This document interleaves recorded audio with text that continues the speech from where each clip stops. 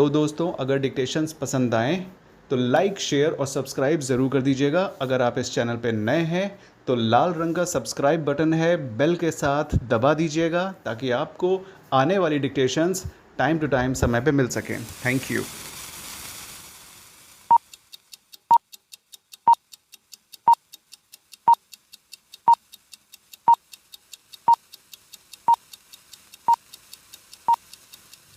Hello दोस्तों, फिर से आपके पास आ गए नई वीडियो लेकर।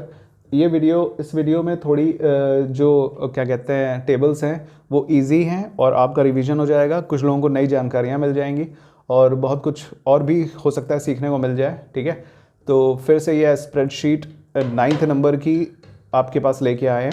ये है हमारा चैनल, इसको ध्यान से याद कर लीजिए। लाइक, शेयर, सब्सक्राइब करना भूलिएगा मत। ठीक है, सब्सक्रिप्शन ज़्यादा से ज़्यादा बढ़ाइए और लाइक शेयर भी करते चलिए। तो चलिए टाइम वेस्ट नहीं करते हैं, आज हम 2-3 टेबल्स करवाने वाले हैं। ठीक है, सिंगल टेबल देना यार सही नहीं लगता। 5-5 मिनट की वीडियोस थोड़ा समझाते हुए 2-3 टेबल एक वीडियो में करवा देंगे तो सही रहेगा ना। तो चलिए ये है, जल्दी से शुरू करते हैं। ये है नई टेबल, इसको चलिए डिज़ाइन करते हैं हम लोग। Serial number unit 1 @8 each. ठीक है, इसको बड़ा कर लेते हैं ताकि आपको दिखाई दे, फोकस आपका clear. Serial number SR dot space alt plus enter, wrap text शुरू से ही देते हैं। ठीक, नंबर दूसरे पे, फिर unit -1 space wrap text alt plus enter @8 each. ठीक, दूसरे पे जाते हैं। दूसरे पे ये था unit -2 space alt plus enter wrap text @5 each. ठीक, और यहाँ पे है टोटल एक्सपेंसेस। ठीक है, इसको भी रैप टेक्स्ट दे देते हैं। यहाँ पे ई के पहले जाके ऑल्ट प्लस एंटर, सब रैप हो गया। ठीक, अब चलिए दूसरे कॉलम पे चलते हैं। यहाँ 1 2 3 4 5 1 है 2846, 12846, 12846। ये 2 है और 2 में क्या है 2358, 2358 ये 3 है। यहाँ पे क्या है, यहाँ पे है 42 22, 42 22 4 पे क्या है 66 और 12, 66 और 12 फिफ्थ पे क्या है 59 56, 59 56। ठीक है, इसको जल्दी से हम लोग कॉलम को ऑल बॉर्डर, ऊपर से जाके ऑल बॉर्डर दे देते हैं। ठीक है, बॉर्डर हो गया ये। और ये सीरियल नंबर आपका सेंटर अलाइन है, इसको सेंटर अलाइन कर दिया। इसको थोड़ा थोड़ा बड़ा कर दिया ताकि सेंटर अलाइन समझ में आए। ओके,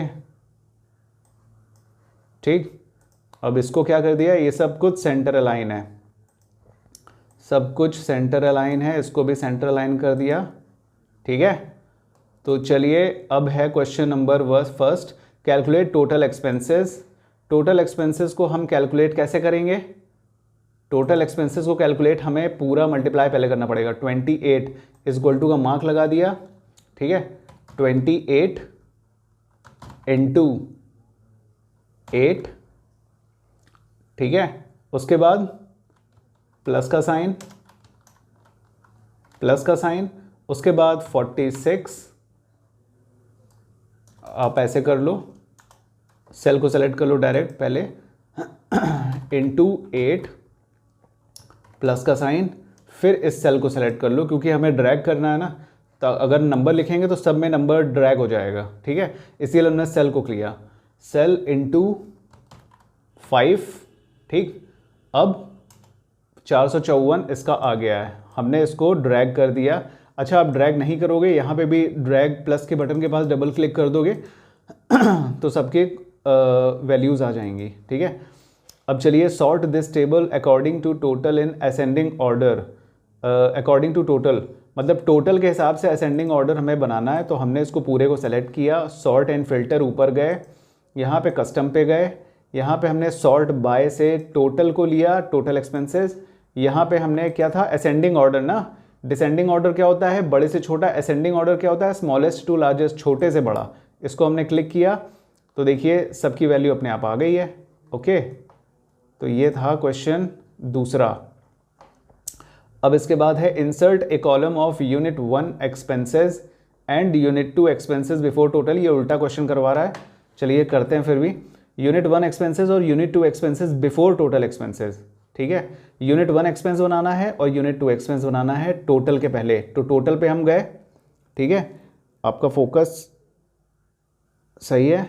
टोटल पे जाके इंसर्ट पे गए, हम इंसर्ट कॉलम पे गए, एक रेज कर दिया, फिर गए दोबारा किया क्योंकि 2 कॉलम चाहिए इसलिए इसको भी रेज कर दिया। अब यहाँ पे गए, यूनिट 1 एक्सपेंस डाला हमने, unit -1 alt plus enter expense, फिर unit 2 space alt plus enter expense, ठीक है। यूनिट 1 एक्सपेंस, यूनिट 2 एक्सपेंस हमने डाल दिया। अब क्या है टोटल, अब इसका जो हमने यहाँ पे निकाला था वही हमको यहाँ पे निकालना है। इज इक्वल टू का मार्क, सेल को सेलेक्ट किया, इनटू 8, ठीक है, ये आ गया 336। इसको ड्रैग किया, नीचे आ गया वैल्यूज़। अब इसमें इक्वल टू मार्क लगाया, हमने यूनिट 2 का है तो यूनिट 2 के सेल को सेलेक्ट किया। अब इनटू किया किससे, 5 से, ये आ गया आंसर हमारा। हमने इसको ड्रैग कर दिया डबल क्लिक करके, तो ये हमारी वैल्यूज़ निकल आई, ठीक है। तो इसको अब ऐसे भी देख लो कि वैल्यू यहाँ पे सही है कि नहीं। ये 6 का 6, 3 का 4, 3 का 4, 4 4 6, मतलब ये सही है, ठीक। अब हम गए चौथे क्वेश्चन पे, calculate average expenses after total expenses. मतलब टोटल के बाद हमें एवरेज एक जोड़ना है, एवरेज एक्सपेंसेस। इसको भी हम रैप टेक्स्ट कर देते हैं, ये हो गया है। अब इसको ऑल बॉर्डर दे देते हैं, ठीक है। अब यहाँ पे एवरेज के लिए एवरेज का formula A is equal to के बाद एवरेज, डबल क्लिक। अब एवरेज एक्सपेंसेस निकालना है ना, तो एवरेज एक्सपेंसेस कैसे निकलता है, एवरेज एक्सपेंस कैसे निकलेगा, टोटल एक्सपेंस को हम क्या करेंगे, 2 से डिवाइड कर देंगे, ठीक है। हमने इसको या तो ऐसे कर दो, 446 पूरा निकल आया, ये गलत लग गया फॉर्मूला क्योंकि एवरेज निकालने के लिए हमें 2 से डिवाइड करना पड़ेगा, ये 2 से डिवीजन, इसका डिवीजन नहीं कर पा रहा है। तो हमने टोटल एक्सपेंसेस को यहाँ से सेलेक्ट किया और 22 23 आ गया, हमने इसको ड्रैग करके नीचे ले आए तो एवरेज एक्सपेंस टोटल का निकल आया, ठीक है। अब देखिए क्या करना है, अब ये हम 5th क्वेश्चन पे आते हैं, also calculate highest and lowest expenses. तो इसी के लिए ये टेबल थी, हाईएस्ट और लोएस्ट एक्सपेंसेस के लिए कंफ्यूजन नहीं होना है किसी को भी। हाईएस्ट मतलब मैक्सिमम और लोएस्ट मतलब मिनिमम पूछा है, मतलब मैक्सिमम और मिनिमम का फॉर्मूला लगाना है। तो हम यहाँ पे गए, मैक्सिमम एक्सपेंसेस के लिए हम यहाँ पे आए, मर्ज और सेंटर कर दिया पूरे को और यहाँ लिख दिया मैक्सिमम एक्सपेंसेस, यहाँ पे लगाया इक्वल टू का फॉर्म मार्क, MAX टाइप किया, क्या मैक्स टाइप किया, उसके बाद डबल क्लिक किया। अब उसके बाद मैक्स, इन सब का मैक्स निकालना है, हमने पूरी रेंज सेलेक्ट करके एंटर दबा दिया, मैक्स निकल आया। अब यहाँ पे नीचे भी मिनिमम निकालना है, इसको भी मर्ज एंड सेंटर किया। अब यहाँ पे हमने लिखा मिनिमम एक्सपेंसेस, उसके बाद यहाँ पे इक्वल टू का मार्क लगाया और यहाँ लिखा मिन लिखा, नीचे मिनिमम आ गया, डबल क्लिक किया। उसके बाद इस पूरे को हमने रेंज ऊपर तक सेलेक्ट कर ली, 5th रो तक, क्योंकि नीचे तो मैक्सिमम है, एंटर दबा दिया तो 446 मिनिमम एक्सपेंस आ गया और 752 आपका आ गया हाईएस्ट एक्सपेंस। अब हमने इन दोनों को बॉर्डर दे दिया, तो ये हमारी, अब यहाँ पे हम लिख देते हैं क्या, नील, ठीक, नील, इसको भी दे देते हैं हम सेंटर लाइन। तो ये टेबल आपकी कंप्लीट, ये क्वेश्चन भी कंप्लीट, ये PDF आपको मिल जाएगी। चलिए दूसरे क्वेश्चन पे चलते हैं। अब इसमें क्या है, सीरियल नंबर, नेम, जेंडर। तो चलिए दूसरे पे चलते हैं, सीरियल ऑल्ट प्लस एंटर, क्या हो गया ये, serial alt plus enter number, दूसरे कॉलम पे चलते हैं, ये नेम और जेंडर, ठीक है। तो हमने क्या डाला इसमें, नेम और जेंडर, ठीक। अब दूसरी रो में क्या लिखा हुआ है, 1 2 3 4 5 6, 1 2, हमने दोनों को सेलेक्ट, एक मिनट, दोनों को सेलेक्ट किया, सेलेक्ट किया, 1 2 3 4 5 6, ऐसे भी कर सकते हो, ये हमने आपको करके दिखाया है, ठीक है। अब है नरेंद्र, ज्योति, स्वीटी, नरेंद्र, नरेंद्र, ज्योति, स्वीटी, और क्या है, स्वीटी के बाद पूजा, अमन, राहुल, पूजा, अमन, राहुल, ठीक। अब यहाँ पे हम जाते हैं, इनका जेंडर भर देते हैं, जेंडर शुरू करते हैं, मेल, फीमेल, फीमेल, पूजा, सॉरी क्या कर दिया, फीमेल, मेल, और ये मेल, ठीक है। अब हमने इसको पूरे को दे दिया ऑल बॉर्डर, ठीक। अब ऊपर गए जल्दी से, देखा सब कुछ, ये सीरियल नंबर सेंटर है, सीरियल नंबर को सेलेक्ट किया, सेंटर लाइन कर दिया। अब क्या है, ये नेम और जेंडर, ये सब लेफ्ट अलाइन है, नेम और जेंडर ये है मिडिल में लेफ्ट अलाइन, ये सब कुछ लेफ्ट अलाइन है, ठीक है, पूरा कंप्लीट हो गया।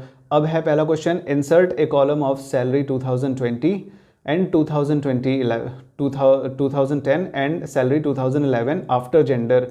जेंडर के आफ्टर में हमें एक कॉलम देना है salary, salary, alt plus enter 2010, salary 2011, ठीक है। अब इसके बाद 2010-11 का कॉलम दे दिया। अब क्या करना है, salary is 10,000 for female and 12,000 for male in 2010। Female के लिए 10,000, मेल के लिए 12,000, मेल के लिए 12,000, फीमेल के लिए 10,000, 10,000, 10,000, 12,000, 12,000, ठीक है। ये हो गया फीमेल के लिए 10,000, मेल के लिए 12,000 2010 में, और 17,000 फॉर मेल, 15,000 फॉर फीमेल 2011 में, 17,000 मेल, तो 17,000 मेल, फीमेल के लिए 15,000, 15,000, 15,000, 17,000, 17,000, ठीक है। इसको भी हमने तुरंत सेलेक्ट किया, इसको हमने दे दिया ऑल बॉर्डर, ठीक है। अब इसको भी हम कर देते हैं यहाँ से लेफ़्ट अलाइन, और ये भी लेफ़्ट अलाइन में ही जाएगा, इसलिए क्योंकि यहाँ पे अलाइनमेंट दूसरी दी हुई है, ठीक है। सीरियल नंबर के अलाइनमेंट में मत चले जाइएगा, कुछ लोग सीरियल नंबर के अलाइनमेंट में यहाँ चले जाते हैं, ठीक है। तो ये हो गया, दे दिया हमने। अब insert A column of expenses after salary expense in 10% for male and 5% for female. Insert A column of expenses after salary expense, मतलब सैलरी एक्सपेंस के बाद एक्सपेंस भी देना है हमें अलग अलग ईयर का, एक्सपेंसेस, ठीक है। Expenses in all plus enter 2010, अब एक्सपेंसेस इन ऑल्ट प्लस एंटर 2011, ठीक है। अब क्या करना है, एक्सपेंसेस कितना है, salary expense in 10% for mail, 5% for female, तो 10% है एक्सपेंस इन 2010 में, कितना एक्सपेंस है मेल का, equal to 12% into 10% for male, ठीक। 10% फॉर मेल है, फिर से देख लेते हैं, 10% फॉर मेल, 5% फॉर फीमेल। तो 10% हमने मेल का निकाल लिया, इसको हम कर लेते हैं कॉपी, ठीक है, Ctrl+C दबा के। अब जहाँ जहाँ मेल है वहाँ पे हमने इसको कर दिया पेस्ट, नीचे भी पेस्ट, ताकि अलग अलग मतलब रैंडमली दिया है ना, बीच बीच में फीमेल, बीच बीच में मेल। अब हम इस पे पास जाते हैं, इसके ऊपर फीमेल के ऊपर गए हम और इस इक्वल टू का मार्क दे दिया। अब 2010 में 10,000 इनका, इसका डी सेलेक्ट किया, इसका सेल इनटू कितना था 5%, 5% ₹500 आ गए। अब इसको कॉपी पेस्ट करने की ज़रूरत नहीं है क्योंकि इसको हम ड्रैग कर देंगे तो पूरे में फिल हो जाएगा, ठीक है, ये हो गया। अब सैलरी एक्सपेंस इन 2011, अब 11 मेल को सेलेक्ट किया, सॉरी पहले यहाँ पे इक्वल टू का मार्क लगाया, फिर मेल को सेलेक्ट किया इनटू 10%, ₹1,700 आ गए। हमने ₹1,700 को किया Ctrl+C कॉपी। अब जहाँ जहाँ मेल है वहाँ वहाँ हमने इनको Ctrl+V करके पेस्ट कर दिया, ठीक है। अब इसके बाद क्या करना है, इसके बाद अब करना है फीमेल का निकालना है। फीमेल को हमने सेलेक्ट किया, पहले यहाँ पे इक्वल टू का मार्क लगाया, फीमेल को सेलेक्ट किया, फिर हमने इनटू लगाया, 5% निकाल दिया तो 750 आ गया। अब हमने इसको ड्रैग कर दिया तो ये आ गया, जल्दी से इसका कॉलम बना दिया, कॉलम बना के कंप्लीट कर दिया, एक्सपेंसेस हो गए, ठीक है। अब इसके बाद क्वेश्चन क्या है, calculate net salary for each year, net salary is equal to salary minus expenses. तो net salary for each year बनानी है। अब हम यहाँ पे जाते हैं, ठीक है, आपका फोकस सही कर दें। नेट सैलरी हमने बनाई, net word wrap text salary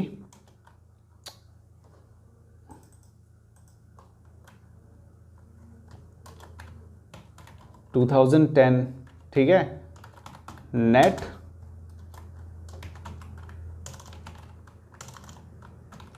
salary 2011। अब नेट सैलरी 2011 कैसे बनानी है, सैलरी माइनस एक्सपेंसेस। चलिए सैलरी माइनस एक्सपेंस, 2010 की सैलरी क्या है, नेट सैलरी, मतलब सैलरी को हम सेलेक्ट करेंगे पहले इक्वल टू का मार्क, 2010 की सैलरी माइनस 2010 के एक्सपेंस, ठीक है, सही जा रहा है ना। तो चलो 10,800 आ गए, ठीक है। अब इसको हमको पूरे को सेलेक्ट कर लेना है, ड्रैग कर दिए, नेट सैलरी का फॉर्मूला सेम लगेगा, ठीक है। और उसके बाद 2011 की नेट सैलरी क्या है, इक्वल टू का मार्क, और 2011 को हमने सेलेक्ट किया, माइनस एक्सपेंस को सेलेक्ट किया, ड्रैग कर दिया तो ये निकल आया, इसकी सैलरी निकल आई, ठीक है। तो हमारी सैलरी निकल आई, नेट सैलरी। हमने जल्दी से इसको बॉर्डर दे दिया, बॉर्डर कंप्लीट। अब उसके बाद गए हम ऑल्सो कैलकुलेट एवरेज सैलरी। अब एवरेज सैलरी भी निकालनी है तो हम फिर से यहाँ गए, थोड़ा सा छोटा कर लेते हैं इसको, ठीक है। अब हम यहाँ पे गए एवरेज सैलरी, फोकस आपका, ठीक है, एवरेज रैप टेक्स्ट, क्या हो रहा है, सैलरी, ठीक है। एवरेज सैलरी के लिए क्या करना है, इक्वल टू का मार्क लगाना है और एवरेज को क्लिक करना है। अब एवरेज सैलरी क्या है, ट्रिकी क्वेश्चन है क्योंकि एवरेज ना नेट सैलरी का दिया है ना सैलरी का दिया है, सिर्फ सैलरी लिखी है तो हम सिर्फ सैलरी निकालेंगे, ठीक है।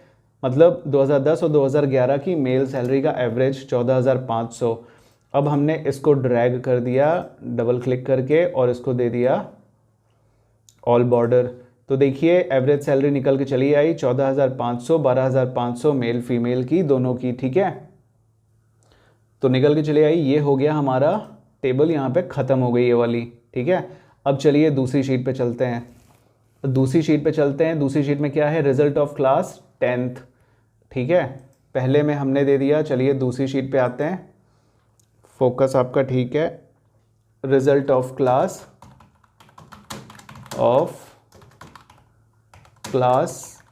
10th। फिर हम दूसरे कॉलम पे आ गए, दूसरे सेल पे, सीरियल नंबर 1 2 3 4 5 6 है, ठीक है।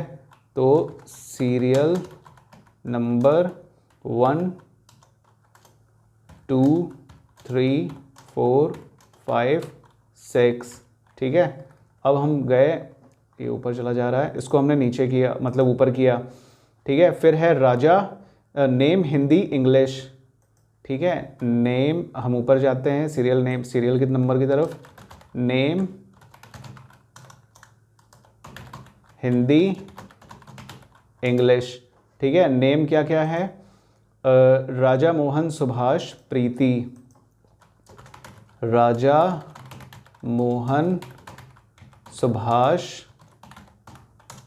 प्रीति। ठीक है, अब इसके आगे नाम क्या है, रवि और मनोज, तो रवि भी आ गए, मनोज भी आ गए। ठीक, अब इनके हिंदी के नंबर क्या हैं, अब इनके हिंदी के नंबर हैं 45 85, हिंदी इंग्लिश 45 85।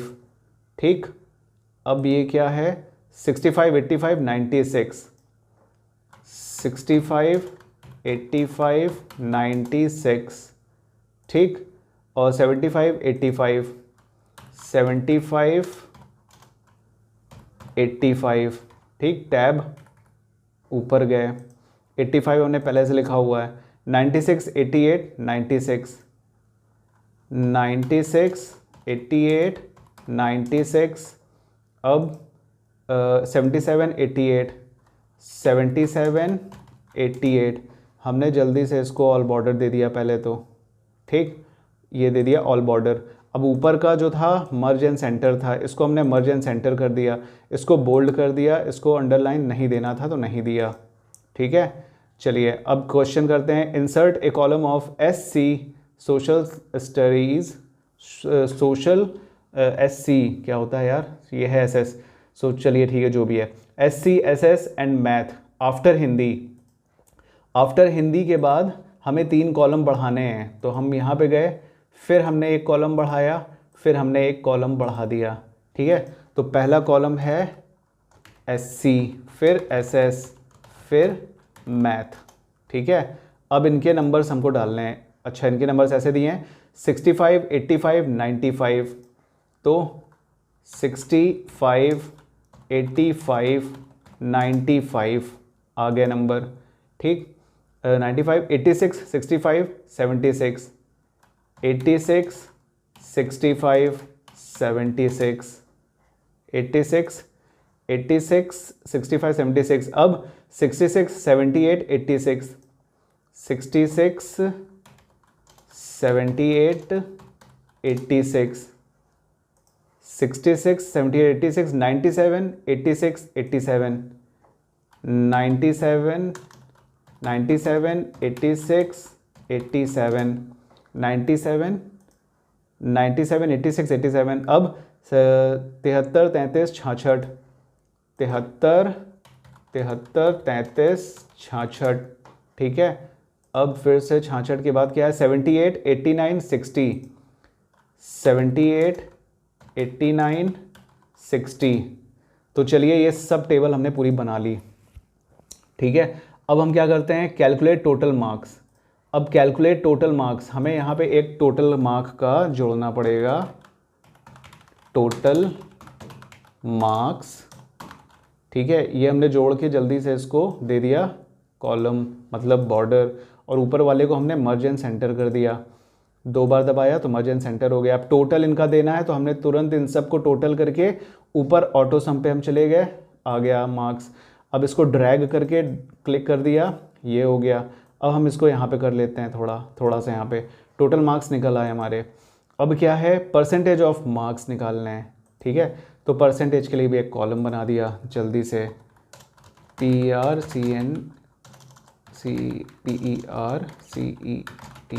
परसेंटेज आ गया। ठीक है, परसेंटेज क्या करनी है, इन सब की परसेंटेज निकालनी है राजा की, मतलब 1 2 3 4 5 6, मतलब टोटल को ये हमने पकड़ा, टोटल को पकड़ा। अब टोटल डिवाइडेड बाय कितने सब्जेक्ट्स हैं, 500। ठीक है, 500 मल्टीप्लाई बाय 100, तो ये 66 परसेंटेज हमारी निकल आई है। ठीक है, फोकस आपकी सही है। तो 66% निकल आई है, ठीक है। तो हमारी परसेंटेज निकल आई है, फोकस आपका ठीक है। अब हमने इसको ड्रैग कर दिया तो सबकी परसेंटेज निकल आई अप टू 1 डेसिमल पॉइंट।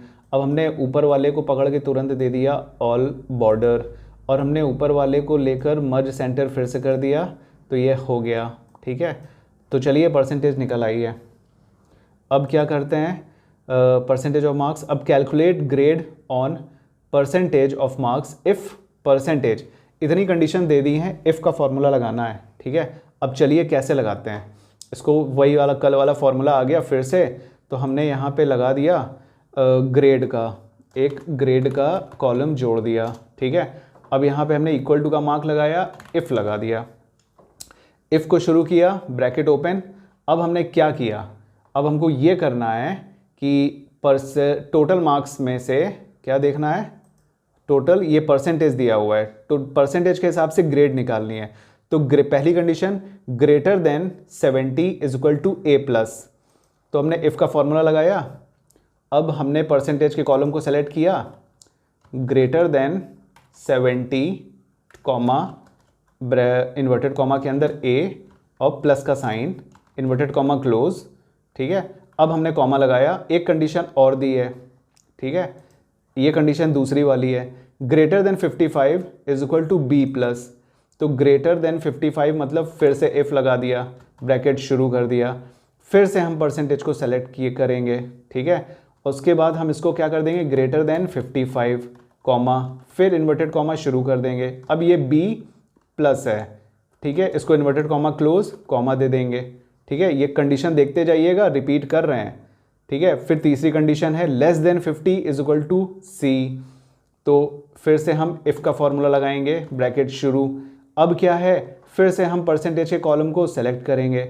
अब हमने इसको दे दिया लेस देन कितना था, दिमाग से उतर गया, 50, less than 50 is equal to C, तो 50 हमने डाला और कॉमा, इसको इन्वर्टेड कॉमा के अंदर सी लिखा, इन्वर्टेड कॉमा क्लोज कर दिया, फिर कॉमा लगा दिया, ठीक है।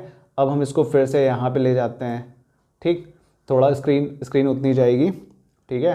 तो सी हो गया। अब दूसरी कंडीशन क्या है, फिर से इफ़ है, ब्रैकेट शुरू कर दिया, ठीक।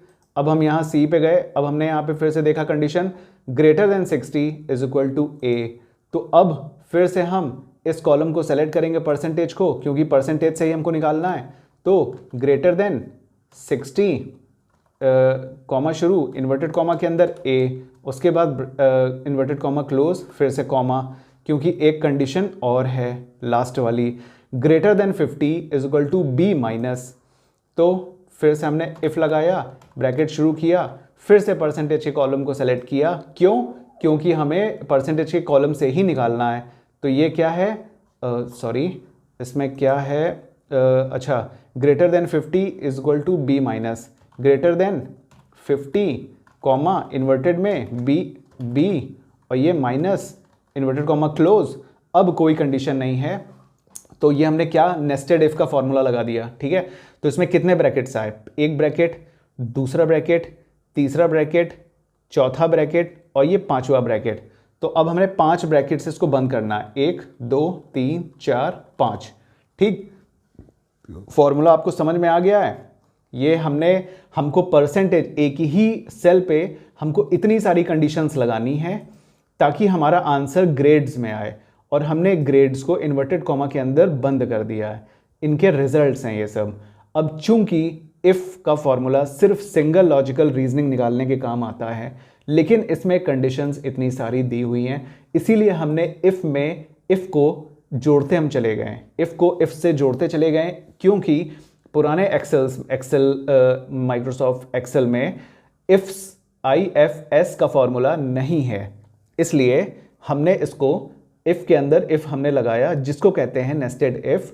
नेस्टेड इफ़ के नाम से कोई फॉर्मूला नहीं होता है, ये हमने फॉर्मूला इसको जोड़ दिया, ऐड कर दिया है। इस फॉर्मूले को आपको याद करना है। कभी भी क्वेश्चन में ये 3 या 4 ब्रैकेट लास्ट में अगर आते हैं तो आप समझ जाओ ये नेस्टेड इफ़ का फॉर्मूला है। अगर एग्जाम के एक्सेल शीट में इफ़ के फॉर्मूला आते हैं या इफ्स के फॉर्मूले, IFS के फॉर्मूले आते हैं, तो जब आप टाइप करोगे ना यहाँ पे, देखिए यहाँ बी ग्रेड आ गया। हम आपको दिखाने के लिए टाइप कर रहे हैं नीचे। अगर हमने इफ टाइप किया है और एस टाइप किया है एग्जाम में तो नीचे IFS आ जाएगा, आपको उसी को लगा देना है। उस केस में आपको इतने सारे ब्रैकेट लगाने की ज़रूरत नहीं पड़ेगी जो यहाँ लगाने पड़ गए हैं, क्योंकि हमने यहाँ पे जनरेट किया है फॉर्मूला, इसलिए हमें इतने ब्रैकेट ओपन करके क्लोज करने पड़े लास्ट में। लेकिन जिस भी एक्सेल में IFS का फॉर्मूला पहले से है उसमें प्रोसीजर अलग है। अब वो हमारे में नहीं है इसलिए हम बता नहीं सकते, ठीक है। सिर्फ मुंह से बताएंगे तो आपको पता नहीं चलेगा। तो हमने इसको एंटर दबा दिया। एंटर दबाने के बाद B+ आ गया। क्यों?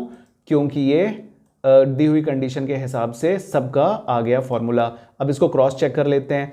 ये 66.8 है तो क्या ये B+ होगा? तो 66.8 मतलब B+ का देखिए, अगर 55 से ज़्यादा है तो वो B+ होगा, ठीक है। ये 55 से ज़्यादा है, B+ हो गया। अब ये A+ क्यों है? A+ की कंडीशन देख लेते हैं। A+ ये है, 70 से ज़्यादा है तो A+ होगा।